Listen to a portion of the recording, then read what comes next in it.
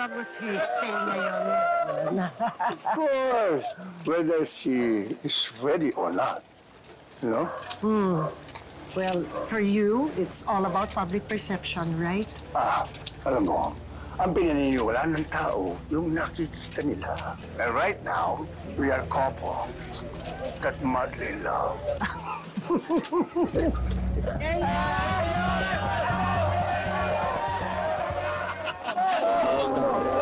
Salamat. Uy! Joaquin! Pare, Victor! Hindi ko alam na nandito ka. Umiikot lang kami. Baka gusto mong sumama sa amin. Seryoso pa itong asawa mo, Sophia? Well, you'll have to ask him, Victor. But it's always nice to see you. Ano naman ba't ang pakulo mo, Joaquin? Pare, Gusto ba ipakita sa mga tao na magkasundo tayo? pare, hindi pakulo yun. Alam mo bang nagpapasalamat ako sa iyo? I like challenges, pare. Alam mo kung bakit? Sa political career ko, ngayon lang ako nabuhayan ng dugo. Would you believe? Because noong nasa showbiz tayo, di ba? You're always a worthy and challenging opponent. I guess I'll take that as a compliment. And pare, to tell you the truth, this is a challenge for me. Kasi it pushes me for better. And I just want to be a better person right now. Is this another pissing contest, gentlemen?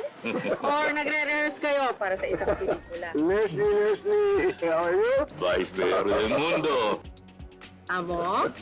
Mayor? Uh-huh. Kamusta po ang pamimiesta? Nakarami na ba kayo ng nakainan na bahay-bahay?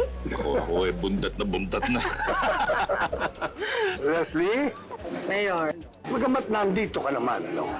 Pwede ba natin pag-usapan binsan yung tungkol sa pagsasanib pwersa natin ngayong eleksyon? Ano sa palagay mo?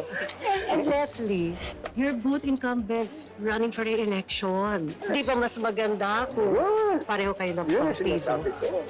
Ako po ay binoto ng ating mga kababayan bilang isang independent. I think, Sophia, that maybe I'd like to keep it that way. Pero, Mayor, hindi ko naman sinabing hindi ako naghahanap ng kakampi. No? Mahaba pa naman po ang election campaign. We'll see. We'll see. Enjoy the fiesta. Ano, sige po. Okay, Leslie. Amo, sige po, Sophia. See you around. Paano? Mauna na rin ako. Total, come election time. Talaga naman mauna ako sa'yo eh. Biro lang. Pero naman pare. O sige. Happy fiesta po.